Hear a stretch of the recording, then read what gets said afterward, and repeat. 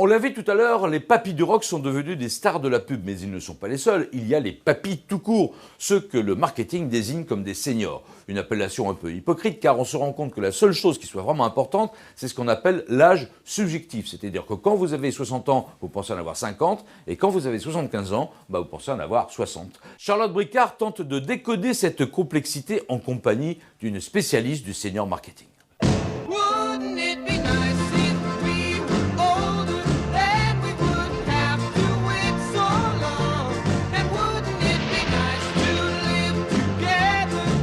Dans la pub, on ne dit pas vieux, on dit senior, parce que d'une manière générale, on s'aperçoit aujourd'hui que dire vieux, c'est péjoratif. Dans la publicité, on ne montre pas beaucoup de vieux.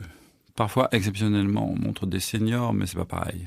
Eux, ils consomment. D'une manière générale, ils n'ont plus d'enfants à charge, ils ont fini de payer leur maison, ils ont du temps libre, donc ils consomment beaucoup. C'est pour ça qu'ils intéressent les marques, puisqu'ils ont un revenu disponible qui est intéressant, et ils sont nombreux. D'ici 2050, les plus de 60 ans seront multipliés par 2, les plus de 75 par 3 et les plus de 85 par 4. Alors, on fait quoi ?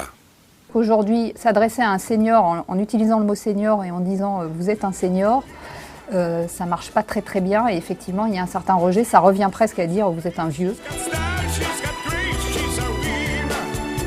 D'une manière générale, donc on se perçoit plus jeune que ce qu'on est réellement.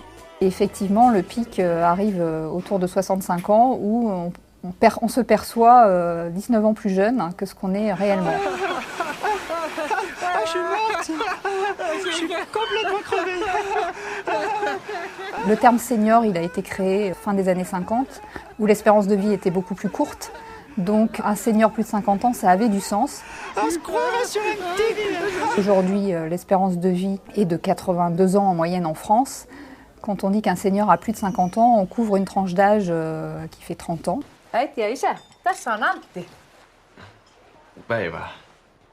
Jatketaan matkaa. Tässä on mun ukki ja mummi. Sanois päivää.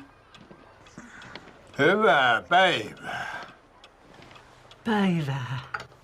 Äiti, tuu alas. Mulla jo sen juippi tuli jo. Et donc aujourd'hui, on a différentes tranches d'âge de seniors qui ont vécu en fait des histoires qui sont totalement différentes. Les plus seniors des seniors sont des personnes qui ont vécu la guerre, et les plus jeunes des seniors sont des personnes qui ont vécu mai 68.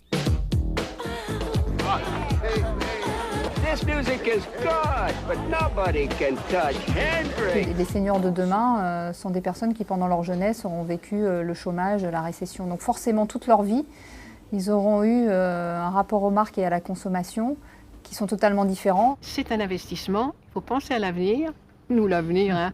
À l'époque, on était jeunes, on pensait qu'à s'éclater en boîte. Aujourd'hui, en fait, on s'aperçoit que plutôt que d'utiliser le marketing des seniors, on va utiliser de plus en plus ce qu'on appelle le marketing générationnel. I like to move it, move it.